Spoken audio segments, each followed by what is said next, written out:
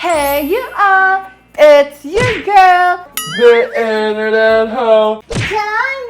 and for today's video mga curls, we're gonna be doing a review of the brand new Vice Cosmetics Forever Ready collection. And remember, they have the Do It All on the daily, yung dewy blush nila, this version. They actually have a version here that's matte version. So if you're an oily girl or you don't like dewy looks and you want matte looks, babe, this is heaven sent. So I'm gonna be doing swatches of all the blush on the hands lang kasi I'm gonna be using one shade on my face since naka-foundation ako. I don't wanna like ruin my base makeup. I'm so sure this is gonna be long-lasting kasi it's matte. You know, most matte products last longer than dewy, obviously. And of course, mga cuz, in case you're new to this channel, don't forget to subscribe down below. Hit that bell notification icon so you're always notified. And lastly, don't forget to follow me on Instagram and TikTok because I'm also active there. So without further ado, mga curls, let's get started! And also mga curls, before we start this swatch party, I also want to mention that I'll be going live with Vice Cosmetics for this launch on SHOPEE Live, which will be on July 4th from 8 p.m. to 11 p.m. So I'll see you there. I'll be leaving the link down below so you can register, which is the perfect time for you to register if you're planning to get this. If you have questions about the product and the colors, I can definitely answer your questions live so you guys won't be confused. As opposed na like a review video, medyo you have these like, should I get that? Should I get that? Or what? At least sa live na yon, you can say like, babe, can you compare this to this? Or what does it look like? Blend it out on the lips. I got you, babe. So be sure to click the link down below to register for that live. And I'll see you there, mga curls, okay? Alright, mga curls, in this collection, they have 10 shades here. Talagang they launched with a bang, babe. So in this collection, there's actually like 2 cool tones as I'm seeing. There's like 3 neutrals and the rest of this one, I think they're warm. I'm gonna arrange it according to undertones and then we're gonna swatch them according to undertones. And then I'll choose one shade na gagamitin ko on my cheeks. We're gonna do a wear test to see what they look like. And then we're also gonna do a comparison of their Do It All blush and their Multi Matte blush. Kasi there's actually a shade that's similar from the Dewy and the Multi Matte, which will start from there. So let's do a comparison first. So this is the Vice Cosmetics Do It All. This is in the shade Forever Charming. Alam nyo, you all know I love this blush ever since this came out. For the matte version, they have the similar shade. This is what it looks like. Ito yung packaging niya. Wala siyang label, just ito lang, the Vice logo. Pero dito yung shade niya. This one is called Forever Charming. Lahat ng names nila. For the matte version, it's called Forever blah blah blah. For the dewy one, it's always blah blah blah. So this one's always charming, Forever Charming. So let me just swatch them side by side for you. So this is the dewy version. So you can see it's more creamy, more muted. It's like a muted peachy corally color. So ito yung dewy version. So it's like a creamy, reflective yung finish. This is Forever Charming.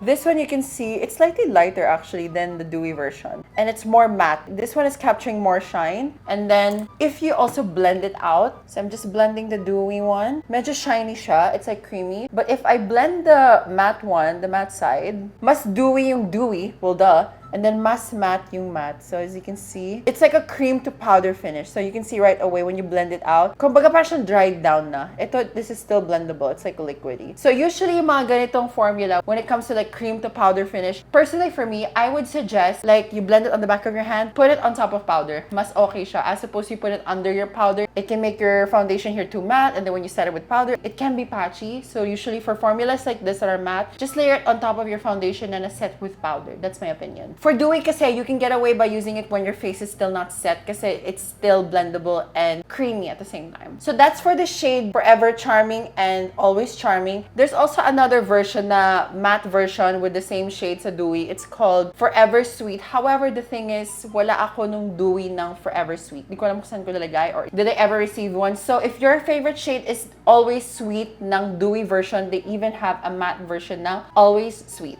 Alright, so here's my favorite part. Let's do a swatch party. So let's start with the cool tones. So the cool tones here, we have 2 shades. Number 1 shade is called Forever Classy. Oh girl, that is a classic, beautiful pink. So this is what it looks like swatched. And then let's blur it out. Oh my gosh. Yeah, if you're into that cool makeup, this is so for you. Girl, ang ganda. This is Forever Classy. It's like a cool tone classic pink. Ganda. Ganda nito. Then next we have, this is Forever Blooming. This is what it looks like swatched. And then this is what it looks like blurred out. It's slightly more purple Yeah, it's cool tone, more leaning on the purple side. See, Forever Blooming. So that's what it looks like. Alam niyo, ang ganda na texture niya. It even smells like vanilla. Ang ganda na texture niya, like when you blend it out, it just turns into this velvety powder. This is also really good for you if you have like textured skin. And then, if naiilang ka mag-blush, kasi yung mga dewy blush or blush have shimmers and then it highlights the texture of your skin. Trust me, babes, you're gonna love this because it blurs out the skin at the same time. Alright, so moving on, we have neutral blushes here and you're gonna love this because these are the muted blushes. So let's start off first with Forever Cutesy. So if you're the type of person who likes the no blush look, pero may blush ka, you will love this. This is Forever Cutesy. So this is what it looks like swatched. And then let's blur her out. Girl, I can already use this. Yung mga ganitong shades. Like, ilalagay ko muna siya, tapos papatungan ko siya ng brighter pink para ombre yung blush. Babes, I think later, let's do that. Let's do that, babes. Alright, then moving on to the next shade, we have Forever Sweet. Ito yung meron silang dewy version. Kaso, I can't find my dewy version ito. But this is the matte one. It's gonna swatch it here. Yeah, very neutral, very natural siya. And then, this is what it looks like when you blur her out. This one has more depth compared to very cutesy. So, kung masyado maputla, it can look ashy on your skin, see cutesy, or morena ka, go for Forever Sweet. Kasi mas may depth siya compared to Forever Cutesy. Kasi I feel like for Forever Cutesy, baka it can look gray on you. And then when you put the pop na blush, parang, wait lang, parang may gray around the blush, yun. Okay, next we have is Forever Demure. Oh my god, this looks so nice. Girl! Babe, I feel like I'll use this one. And then this is neutral. So this is what it looks like swatched. And then let's blur her out. Oh my gosh. Yeah, I think I'll use this shade later. Para siyang rosewood na pink. Ang ganda! I feel like for these blushes, they're so buildable na even if you get like this shade per se, like it looks dark, you can blend it to make it look muted. You can get many uses out of these blushes depending on the saturation of color ng blush. Let's say one day you want gusto mong putok, you can use the same color and add more. Then let's say the next day gusto mo muted, just add a little bit para mukha lang siyang tint. So super sulit nga siya, girl. Alright, so moving on, we have now the warm tones. Alright, so this is Forever Charming. Meron din sila neto for the dewy version. Ito siya. So, yan si Forever Charming. And then this is what it looks like blend out. Very warm, peachy color. Ayan. So, if medyo masyadong gray sa inyo yung mga Forever Cutesy and Forever Sweet, go for this one. This is Forever Charming. Mas warmer siya. This will translate better if you have deeper skin and if you want that ombre blush, mas okay yan. Next, we have, this is Forever Pretty. This one's like a delicate rose. Ayan siya. Very warm tone nga siya. It's like a pinky, warm pink. So I'm just gonna blend her. Ay, ang ganda. Tignan nyo, akala mo putok siya pero muted siya when you blend it out. Ganda! Okay, next we have is Forever Chic. Let's swatch her here. So this is Forever Chic. And then, this is what it looks like blurred out. This one's like an orangey pinky blush. Parang coppery rose, no? Ito siya. Ganda. When it comes to the shades, wala siyang tapon. I would say it depends lang on how deep and light your skin is. Let's say you're fair skin and you're deep skin. There's something for you. Next we have is Forever Stunning. This is like a warm rose. Okay, let's swatch her here.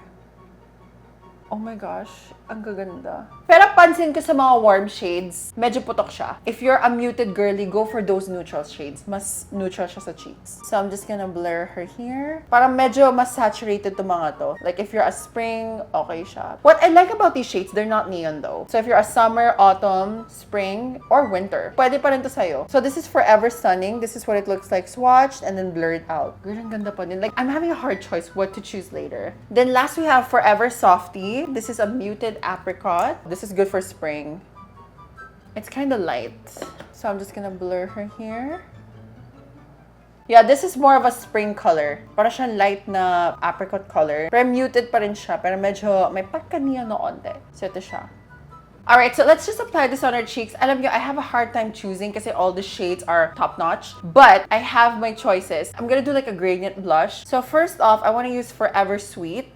Let's put her on the cheeks. I'm not gonna put it directly on my face kasi I have foundation at saka nakaset na siya. So what's perfect about this blush, you can layer it on top of powder. Okay, I'm just gonna put this on my cheeks.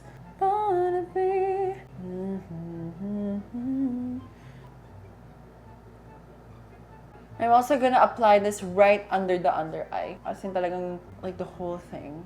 Typical neutral blush when there's like strong studio lights and it's on my face. It's not capturing on camera, but let me use my phone. So this is me applying Forever Sweet on my face. Diba, on camera hindi siya nagka-capture, but on my phone, ito na siya. Kita siya, diba? Let me just apply that. Oh, that's gonna be our base. Then for my main blush, I'm gonna be using Forever Demure kasi kanina na-in-love talaga ako sa shade niya. It's the perfect neutral rosewood color. So I'm just gonna layer that on top of Forever Sweet. Actually nga, I feel like you can even mix these two ganyan. Diba? And then I'm just gonna layer it on top para siya maging gradient na blush. This one's picking up on camera though. Here I don't need to show this. Well, I'll just show you what it looks like on my phone. Tapos it doesn't destroy the foundation kasi since it's matte, it's just like blending on top of my powder. Oh, ang ganda. Just apply lightly with your fingers. And then whatever's left, I'm just gonna apply it dito para mukhang sunburnt. Ganun like, achoo! Ganun. Ganun yung itake. Then I'm just gonna blend the remaining blush. Girl, look at that. It's giving Dewy. Like, ay, pasweetams lang. Really quick, I'm just gonna show you what it looks like on my phone. Kasi, kita naman siya on camera, but mas kita siya on phone. So, this is what it looks like on my phone. Ganda. So, this is the part we do the wear test kung long-lasting nga ba siya. I'm using the shade very demure. Forever Demure. I use it on my eyelids actually, my cheeks. And ginawa ko rin siya lipstick. Nilagyan ko lang siya ng lip liner para hindi naman masyadong flat tignan. Check, it's already 12:02. So, I'm gonna get back to you. It's gonna be a long-ass day, babe. So yeah, I was actually filming our monthly haul here, which speaking of, link down below. Okay, so time check, it's already like 4:30 p.m. The blush is still here, and my eyes, and also my lips. Nag-film ako ng 2 YouTube vlogs, and I'm gonna be filming TikToks. And then later at 7 p.m. I'll get my nails done. So I'm gonna bring you guys with me. Then I attended 3 meetings actually and then made some TikToks. So after the whole day of working, I need to get my nails done. Nails are fucking done. Thank you so much. Hey, So at this point, it's already like 8 p.m. And then I got home. Okay, so it's 8 p.m. A girlie's back home. This is the blush.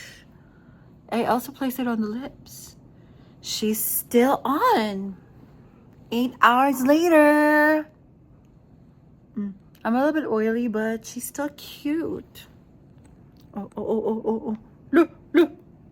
But so far, can I be so for real? I feel like, in my opinion, the matte blushes versus the dewy lasts longer. And we all know why. Kasi it's matte. Duh. You know what I mean? They last longer than the dewy version. So, it's a matter of choice. So, if you're the type of person who doesn't like dewy makeup because it highlights your texture, this is definitely for you. And then, if you like dewy blushes, then go for the dewy one. And if you like the type of look that's matte, if you find dewy makeup a little bit oily on you, you will like this. And if you like your makeup to last all day without touching up, especially blushes, they're usually the product that goes away fast. This one will stay on. Muted man or putok na blush or layered na blush, they will stay on kasi tinan nyo naman to. So when it comes to the matte version of their blush, I would say the pro is they last long, the shade range are good, the colors are amazing, they blend really well, they work just as well as the dewy one. I'm trying to think of a con, pero I can't think of a con. Kasi if you think about it, this one versus the dewy blush, it's just like a better version of it, in my opinion. So I'm like, con. Siguro yung con lang, they didn't do it sooner. Hindi sila agad nag-release neto. Yun yung con. But yeah, if you guys are looking for a blush right now na muted or good shades na matte that lasts long, babe, Vice Cosmetics. You all don't disappoint pagdating sa blush. So, you all know I love the dewy blush. Pagdating dito, this is much better. If you're oily, sweaty, or if you have outdoor activities, take it from me. It looks so nice. Also, you can use this as eyeshadow, by the way, and lipstick. But I just use it as a blush today. And of course, small curls, I hope you found this video interesting and helpful. Don't forget to like, comment, and subscribe down below. And don't forget to join my live on July 4th so that I can see you there. If you have any questions, if you want to compare the shades, I got you, babes. And of course, small curls, very important is to stay makakashikep. Momodo. How's it, Kate? Bye, guys!